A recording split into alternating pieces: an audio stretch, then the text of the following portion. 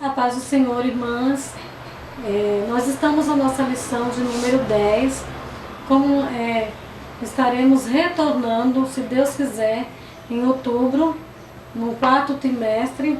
Então, as irmãs não fiquem com medo, não tenham medo, porque as irmãs que não são da área de risco, as irmãs poderão estar retornando. Nós estamos retornando à escola dominical no 4º trimestre, que é agora em outubro. O tema vai ser no livro de Jó, a nossa revista da escola dominical. Então as irmãs não fiquem com medo, estaremos mantendo a distância, usando máscaras, estaremos tendo cuidado de higiene. Então o líder da escola dominical, ele pediu, e também se as irmãs puderem estar adquirindo as revistas, chegarão agora nesse mês de setembro, no começo do mês. As irmãs já podem estar pagando adiantado as suas revistas que ele pediu, para que agora em outubro a gente volte para a classe na igreja, a classe Pérola de Jesus na escola dominical. Tá? Deus abençoe as irmãs. Nós estamos na lição de número 10, que estamos repetindo a lições bíblicas da igreja eleita, redimida pelo sangue de Cristo e selada com o Espírito Santo da promessa. A lição de número 10. Para domingo agora, primeiro domingo de setembro. O textuário nos diz, a carta aos Efésios, textuário. Por causa disso me ponho de joelhos perante o Pai de nosso Senhor Jesus Cristo, do qual toda a família nos céus e na terra toma o nome. Efésios capítulo 3, versículo 14 e 15, verdade prática. Devemos interceder pelos eleitos de Cristo para que eles sejam fortalecidos de poder, vivam em comunhão e exercitem o amor de Deus. Leitura bíblica em classe. Por causa disso me ponho de joelhos perante o Pai de nosso Senhor Jesus Cristo, do qual toda a família nos céus e na terra toma o nome, para que, segundo as riquezas de sua glória, vos conceda que sejais corroborados com poder pelo seu Espírito no homem interior, para que Cristo habite pela fé no vosso coração, a fim de, estando arraigados e fundados em amor, poder de perfeitamente compreender com todos os santos qual seja a largura, o comprimento e a altura e a profundidade, e conhecer o amor de Cristo que excede todo entendimento, para que sejais cheios de toda a plenitude de Deus. Ora, aquele que é poderoso para fazer tudo muito mais abundantemente, além daquilo que pedimos ou pensamos, segundo o poder que em nós opera, a esse glória na igreja por Jesus Cristo em todas as gerações para todo sempre. O objetivo da nossa lição é refletir acerca dos propósitos da oração do apóstolo Paulo no poder do Espírito. Destacar a necessidade de a igreja estar arraigada e fundada no amor de Deus. Conscientizar de que Deus é capaz de fazer muito além do que pedimos, Nessa leitura nós vemos que o apóstolo Paulo, ele se preocupa com os crentes em Éfeso, porque na verdade eles estão preocupados com a situação que Paulo se encontra preso em Roma, escrevendo a carta para eles. Então Paulo fala que por esta causa, ou seja, por causa do evangelho que ele tem pregado, que Deus levantou o apóstolo para pregar o evangelho, ele se põe de joelhos a orar para que os crentes em Éfeso possam permanecer fortalecidos no poder de Deus e sejam transformados no seu homem interior pela palavra de Deus. Então Paulo se preocupa com os crentes em Éfeso, porque eles precisam estar firmes no evangelho que ele tem pregado. Nossa introdução. Na introdução, após revelar o ministério oculto e todas as suas dádivas, o apóstolo Paulo passa a orar em favor da igreja de Cristo. Na intercessão paulina aprendemos que Deus pode fazer tudo além do que pedimos ou pensamos, sendo Ele o único que é digno de ser glorificado. Refletir sobre a oração intercessória do apóstolo é o tema desta lição. Corroborados com o poder do Espírito. O apóstolo inicia sua oração ao Senhor com um pedido duplo. O poder do Espírito no homem interior e a presença de Cristo nos corações dos crentes. A riqueza da sua glória. Paulo apresenta sua oração confiando nas riquezas de sua glória a Deus, na glória de Deus, né? O apóstolo já havia declarado que Deus é o Pai da glória, cheio de abundantes riquezas de sua graça, o que significa que ele é possuidor de todas as glórias e despenseiro de ricas e ilimitadas bênçãos. Em razão disso, Paulo pede para que a igreja seja fortalecida com poder, que seja habitada por Cristo, que compreenda o amor divino e tenha pleno desenvolvimento espiritual, fortalecidos com poder. O primeiro pedido do apóstolo é para que a igreja seja corroborada com poder pelo seu espírito num homem interior. Essa petição não quer dizer que a igreja em Éfeso não tivesse o Espírito de Deus, mas que ela fosse continuamente revigorada com poder e, consequentemente, em seu fortalecimento diário. Ainda enfatiza que a única força que habilita o crente a se manter firme advém do Espírito Santo, que atua no homem interior e capacita o crente a perseverar, a manter-se afastado do pecado e a compreender as coisas espirituais, habitados por Cristo. O apóstolo também orou para que Cristo habitasse pela fé nos corações dos santos, o que também não significa dizer que Cristo não estivesse presente na igreja, em Éfeso. No versículo em questão, o verbo grego é katoike, significando habitação permanente, em oposição à habitação temporária. Isso indica que a oração apostólica era para que Cristo habitasse continuamente na vida da igreja. Assim, o ensino apostólico ratifica que sem Cristo a igreja não pode subsistir às forças do mal. O subsídio do tópico 1. O poder e a presença de Cristo capacitam os salvos a prosseguirem vitoriosos na gloriosa jornada cristã. Nesse tópico 1, a gente vê a oração do apóstolo Paulo pedindo para que Cristo habitasse continuamente na igreja, nos crentes em Éfeso. Porque Paulo prega o evangelho para esses cristãos. Eles agora aceitam o sacrifício de Cristo na cruz do Calvário. Então o apóstolo Paulo ele ora para que os crentes sejam fortalecidos e creiam, tenham fé na morte vicária de Cristo na cruz do Calvário e que Cristo habite no coração de cada um, no seu homem interior, no espiritual. E isso só pode acontecer através do Espírito Santo, que o Espírito Santo habite continuamente nos crentes em Éfeso. Então Paulo pede para os crentes que fiquem em contínua oração, em contínuo contato com Deus, para que o Senhor possa estar firme e sempre presente na vida dos crentes em Éfeso. Eles pedem que os crentes não fiquem preocupados com ele, por ele estar preso, porque por causa de Cristo, Paulo ele não se sente prisioneiro de Roma. Paulo se sente prisioneiro de Cristo. E por causa do Evangelho é que ele estava ali preso em Roma. Então ele pede para os crentes que os crentes fiquem em paz, tenham o Espírito de Deus na sua vida e que deixe Jesus Cristo transformar o seu homem interior. O tópico 1, a síntese do tópico 1 diz assim: o ponto central do tópico 1. Temos o dever de interceder uns pelos outros em amor. Então Paulo ora, ali mesmo ali preso, Paulo ora para os crentes, intercedendo por eles com amor por aquela igreja. Como por toda igreja que o apóstolo Paulo, ele, através do seu ministério, foi fundando, foi pregando em cada lugar que o apóstolo ia. O tópico 2. Arraigados e fundados em amor. O amor é a mensagem central do Evangelho de Cristo. Um dos propósitos da oração de Paulo foi para que a igreja entendesse e exercitasse o amor de Deus. Amor, a virtude cristã. Nas Escrituras, o amor é um atributo divino.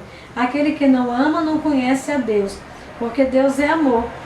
Foi por amor que Cristo se entregou para o resgate da humanidade.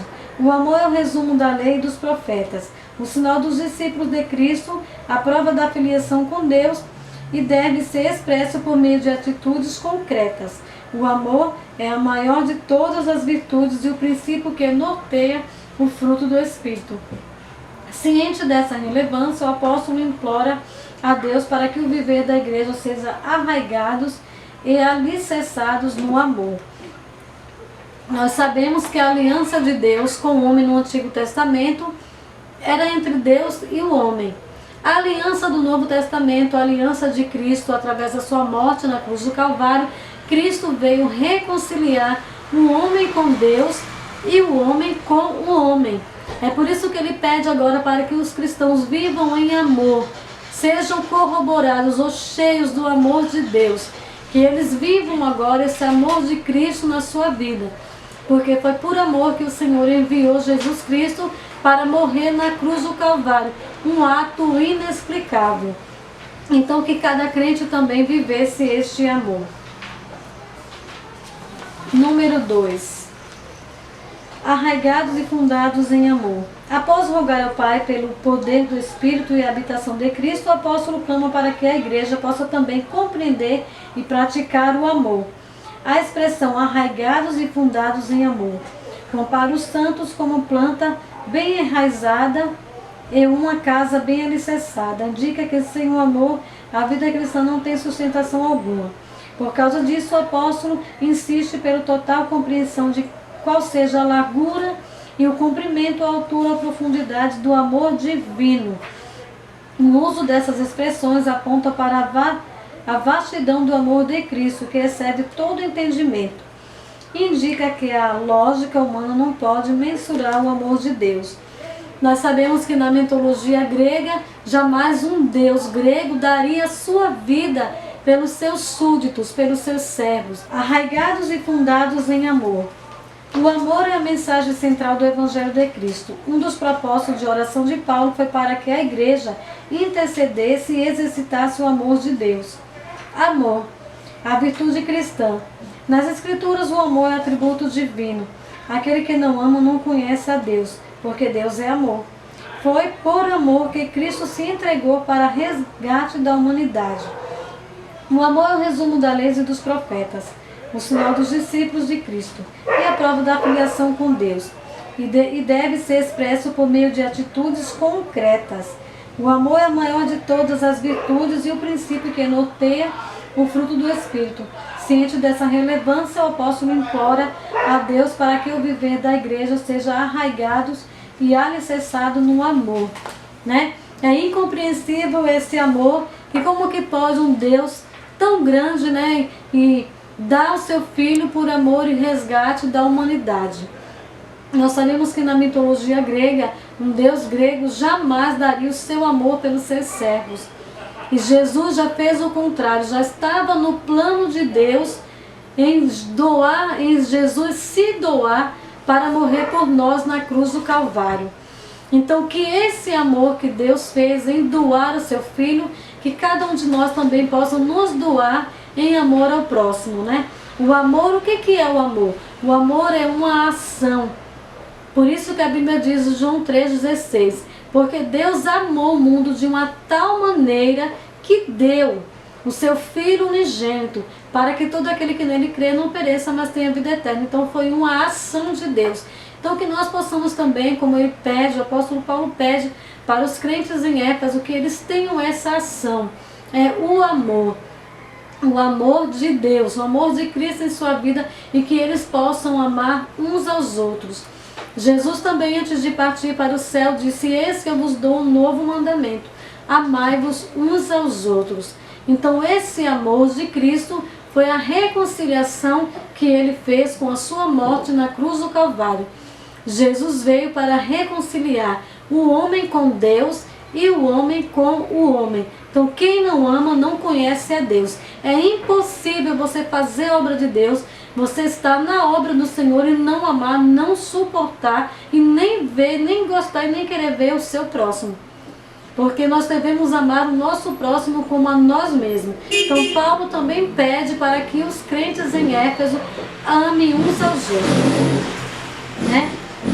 A intensidade do amor de Cristo, consciente de que somente o Espírito pode fazer entender e experimentar a grandeza do amor de Deus, Paulo pede para que os crentes conheçam a intensidade do amor de Cristo. A ênfase recai em Cristo, em que Cristo nos amou e ainda nos ama, e que por isso devemos amar uns aos outros. O apóstolo sabe que o esforço humano não pode atingir essa meta. Assim, ela acrescenta esse pedido à oração para que os crentes sejam cheios de toda a plenitude de Deus. A plenitude de Deus dos tempos é a manifestação de Deus em nossas vidas, né? Nós estamos na plenitude de Deus, né? Na graça, no Evangelho da Graça. Então esse Evangelho, ele nos capacita, não vem de nós mesmos de amarmos uns aos outros, mas esse Evangelho nos capacita a amarmos uns aos outros. Só o amor de Deus que está em nós, que nos faz, né, nos reconcilia uns com os outros. A síntese do tópico 2. Nesse ponto, Paulo enfatiza a necessidade da total compreensão do amor de Deus e o crescimento espiritual dos crentes até alcançar a perfeição, né? Que nós possamos nos esforçar para amarmos uns aos outros. O tema número 3. As bênçãos de Deus excedem o pensamento humano. Em sua audaciosa intercessão em favor da igreja, o apóstolo ensina que Deus é capaz de fazer muito além do que pedimos e o que o Eterno deve ser glorificado para sempre. A dimensão das bênçãos divinas. Ao concluir a usada oração, Paulo lembra de que a magnitude do poder de Deus é capaz de fazer muito mais abundantemente além daquilo que pedimos ou pensamos. Isso indica que o que Deus pode fazer ultrapassa em nossos melhores anseios e desejos. Quer dizer que a mente humana é incapaz de alcançar a dimensão das bênçãos divinas. Nesse sentido, Paulo declara que as coisas que sequer subam ao coração do homem são aquelas que Deus preparou para os que os amam. Essa instrução mostra que os pensamentos do Senhor são muito mais altos do que os nossos, né? Isaías 55 e o 9.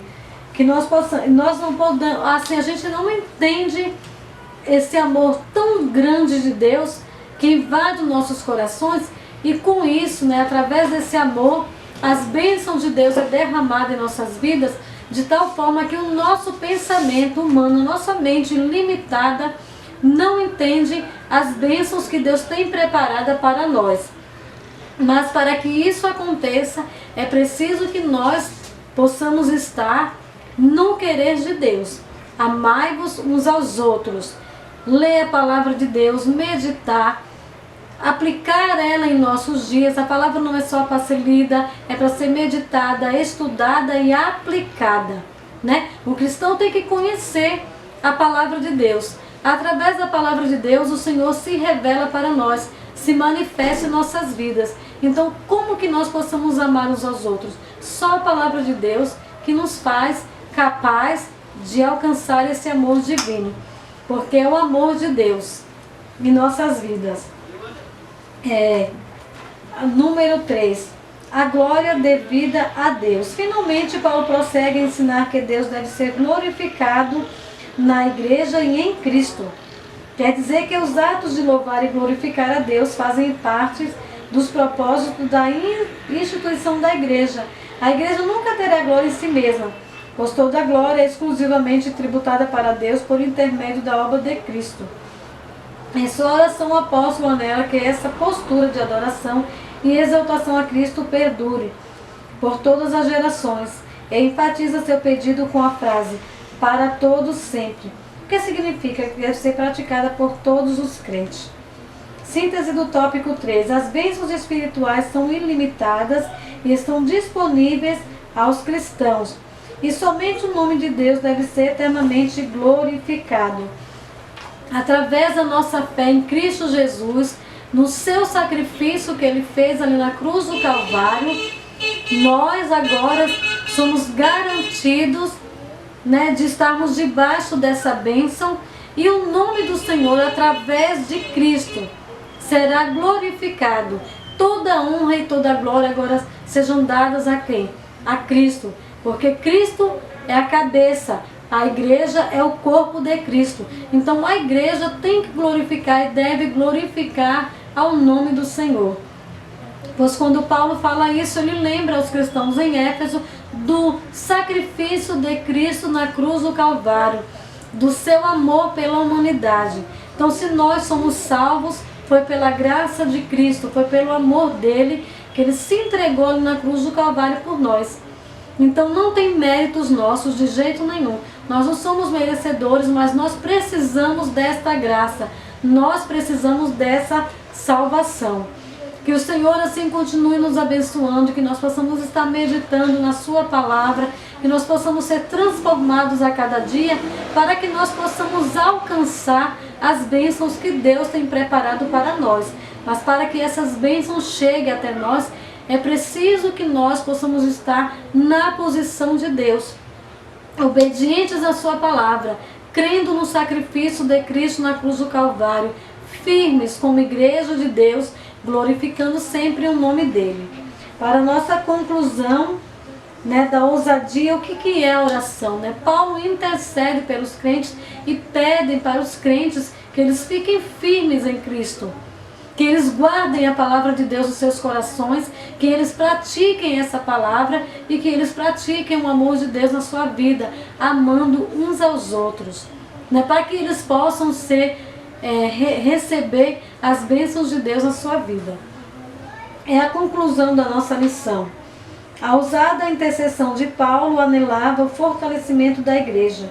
O apóstolo tinha ciência de que o perseverar do cristão dependia de 4 princípios basilares, os quais ele pediu a Deus em oração: o fortalecimento de poder, a presença plena de Cristo, o intenso exercício do amor de Deus e o contínuo crescimento espiritual até encontrar a perfeição.